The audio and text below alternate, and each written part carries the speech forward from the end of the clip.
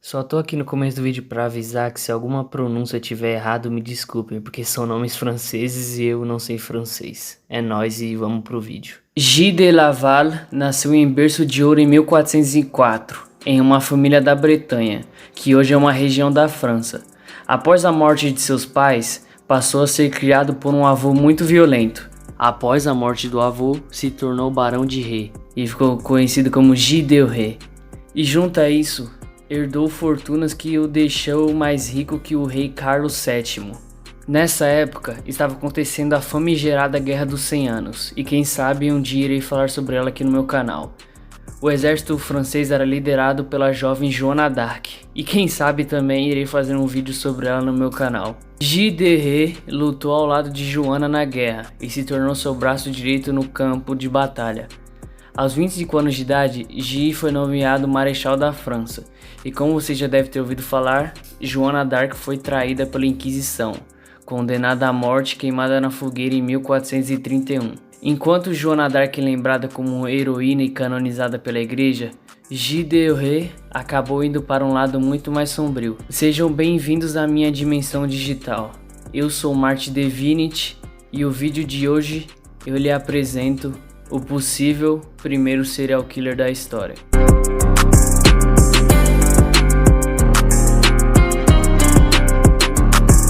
Jovem e muito rico, após a morte de Joana d'Arc, ele largou as armas. Segundo livros de história, se entregou a uma vida de luxúria, orgias e uma obsessão com o sexo e com a morte.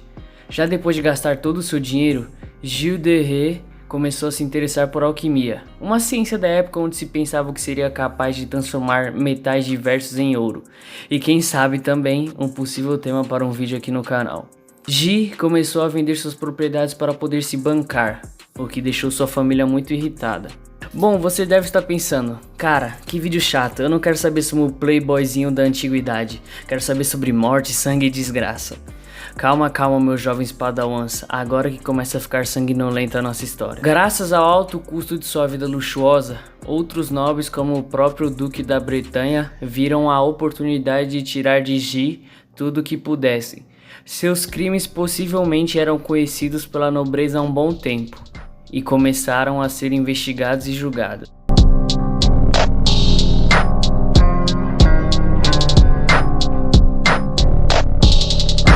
De acordo com testemunhas ouvidas no tribunal, cada vez que o barão de Ré visitava alguma de suas propriedades, crianças da região desapareciam. Foi dito que Guy de Ré empregava uma mulher que persuadia crianças a entrar no castelo. Qualquer semelhança com Jeffrey Epstein é mera coincidência. O que se passava no castelo aparece no registro do julgamento, em uma confissão de um de seus servos. Abre aspas. Às vezes ele cortava as cabeças, às vezes somente a garganta, e em outras ocasiões ele quebrava o pescoço com golpes. Guy às vezes se sentava na barriga das crianças e sentia prazer, inclinando-se sobre elas, as via morrer. Outros escritos relatam que ele mantinha relações sexuais com os cadáveres das crianças, enquanto ainda estavam quentes. O servo de Guy de Ré o acusava de fazer coisas com o diabo. Porém, estamos falando sobre a Idade Média. As confissões dos servos foram feitas sobre torturas. Inquisição que se fala, né? Guy também foi levado à câmara de tortura e amarrado, mas acabou confessando antes de chegar a ser de fato torturado. Abre aspas.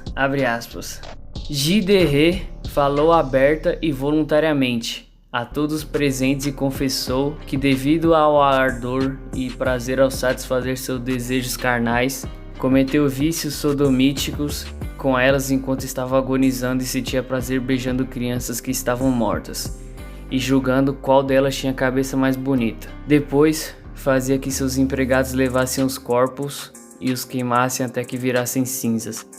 E acreditem, os documentos têm descrições piores do que essas. Calcula-se que ele matou entre 80 e 200 crianças, da idade de 6 a 18 anos, a maioria meninos. E essa idade que eu falei era a idade das crianças e não dele. O veredito final foi a condenação à morte na forca e a queima de seu corpo na fogueira. Apesar de a condenação ter sido feita com base em inúmeras declarações de testemunhas, há quem duvide do julgamento e considere o barão uma vítima injusta da Inquisição. As pessoas apontam que a confissão dos empregados do barão foi obtida sob tortura e a de Ji sob ameaça. Em 1992, foi criado um tribunal, que não era oficial, que aconteceu em Luxemburgo, em Paris, para reavaliar o julgamento de Gilles de Rais. Foi argumentado que Gilles poderia ser uma vítima da Inquisição e não ter matado nenhuma criança. Gilbert Poutot, autor de uma biografia de Gilles de Rais e organizador do evento, argumentou que o barão foi executado porque o bispo Malestroit e seu aliado Jean V, duque da Bretanha, cobiçavam suas propriedades. Após a execução de Gilles, o duque da Bretanha recebeu todos os títulos e terras de rei. Para o ex-ministro da Justiça francês Michel Cropé, a verdadeira motivação do julgamento de Gilles era política, como havia acontecido com Joana d'Arc. A maioria dos historiadores, no entanto, concorda que é muito mais provável que de fato o barão fosse o criminoso. E aí, o que acham? Assassino ou inocente? Vocês que decidem. E como eu coloquei no título, possível serial killer, o possível primeiro serial killer da história, isso não fica muito claro. Eu não achei muitas informações indicando que ele seja o possível primeiro assassino em série da história. Sempre quando eu pesquiso primeiro serial killer da história no Google, aparece H.H. Holmes, que foi o primeiro serial killer dos Estados Unidos da América e não da história mundial. Como sempre, Estados Unidos querendo ser o primeiro em tudo, né? Por mais que seu nome não seja muito dito nos dias de hoje, principalmente aqui no Brasil, Gilles de Rais influenciou. Pouco, mas influenciou. Tanto na arte quanto na vida real. O capeta, o satanás existe, porra! Existe, meu Deus! Senhoras e senhores, eu sou Marty Divinity. Fica aqui um convite para o meu canal na Twitch. Eu te espero lá. Te desejo sorte em sua jornada e fiquem com o Cthulhu.